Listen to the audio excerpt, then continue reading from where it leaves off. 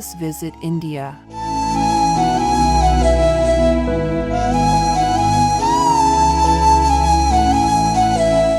It wouldn't be an exaggeration to say that Jesus of Nazareth is one of the most well-known figures in history from both religious and historical perspectives.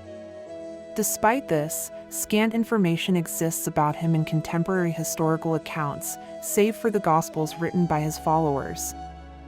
Even these texts reveal very little about his life from age 12, when he visited the temple with his family, to age 30, when he began preaching his ministry. This gap, often referred to as the lost years of Jesus, has stirred considerable speculation.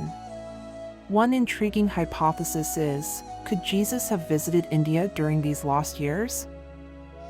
This episode is meant as a respectful exploration of the topic, not an endorsement or denial of the Jesus in India theory.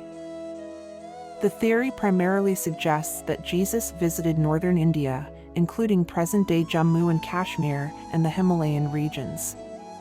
Some also believe he journeyed to Varanasi, a center of spiritual learning known for its Hindu traditions. Here, he's said to have engaged with local sages and studied ancient scriptures. Historically, the East and West have exchanged ideas for centuries, and Eastern philosophies like Buddhism and Hinduism reached the Mediterranean world long before Jesus' era. This historical context could explain how stories of Jesus' possible journey to India emerged. The Jesus in India theory originates from 19th century Russian explorer Nicolas Notovitch, who claimed to have discovered an ancient manuscript in a Tibetan monastery describing Jesus, or Isa, studying among Buddhist monks. Notovitch, a journalist and adventurer, detailed his journey in the unknown life of Jesus Christ. He asserted that Jesus had left Jerusalem at age 13, traveled to India, and studied Buddhist texts before beginning his ministry. Following Notovitch's claims, others, including Levi H. Dowling, Swami Abhidananda, Nicolas Notovitch, and German author Holger Kirsten, contributed and added to the narrative. Dowling published his findings in his book titled The Aquarian Gospel of Jesus the Christ in 1908. In it, he claimed that Jesus had traveled to India, Tibet, Persia, Greece, and Egypt. In 1922, Swami Abhidananda, the president of the Vedanta Society of New York, decided to travel to the Tibetan monastery himself to investigate the theory. According to his account, he was able to verify the existence of the manuscript seen by Notovitch and even translated a portion of the document into Bengali. In 1925, Nicolas Notovitch recorded his travels through Ladakh in India, where he wrote that local people shared stories of the legend of Isa, or Jesus, a wise teacher, who traveled with merchants from Palestine and taught the people. In 1983, Holger Kirsten, a German author, also popularized this theory in his book, Jesus Lived in India. His Jesus in India theory suggests that Jesus' teachings have parallels with Eastern philosophies, suggesting a possible connection. The book combines earlier theories and provides a comprehensive narrative, exploring the idea that Jesus not only studied in India, but also returned there after surviving the crucifixion. Kirsten's book claims to draw on a wide range of sources, from biblical apocrypha and the Dead Sea Scrolls to the legends of the Ahmadiyya Muslim community, which believe in Jesus' sojourn in India. The book has been instrumental in popularizing the Jesus in India theory among modern audiences. There are many reasons why people are drawn to theories that Jesus had visited India. First, there are striking similarities between the teachings of Jesus and Eastern philosophies, including Buddhism and Hinduism. They believe that these similarities suggest a possible exchange of spiritual ideas.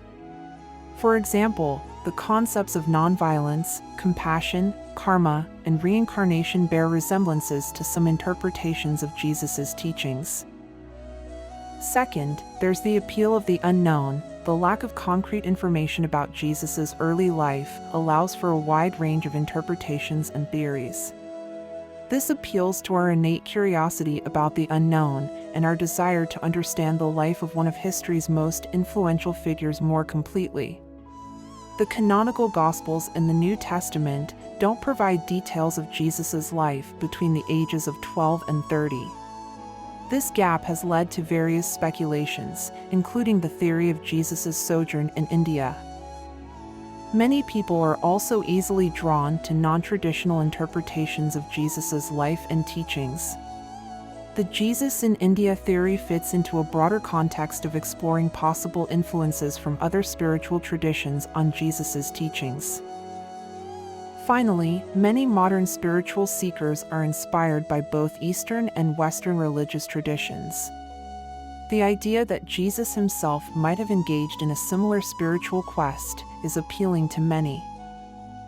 Nevertheless, many scholars remain skeptical that Jesus visited India. The primary challenge is the lack of historical evidence. No records exist in India that explicitly mention Jesus. The alleged Tibetan documents have not been independently verified, and there's no archaeological evidence supporting Jesus' presence in India. The absence of concrete evidence to back the assertions of the proponents mentioned here continues to cast doubt on their claims in academic circles. From a biblical standpoint, Luke 2 verse 52 notes that Jesus spent his formative years in Nazareth. There are no biblical texts that indicate any travels to India. Many Christian theologians argue that the New Testament's silence on Jesus' early adult years doesn't mean they were spent outside the Jewish culture or away from his family. In conclusion, while the Jesus in India theory is captivating and stirs our curiosity about the unknown years of Jesus' life, it remains speculative without robust historical or archaeological proof. However, whether one accepts the theory or not, it provides an engaging lens through which to explore interfaith dialogue and cross-cultural exchange of ideas. Thanks for joining us on this fascinating journey. Please comment, like, and subscribe to Philosophy Examined.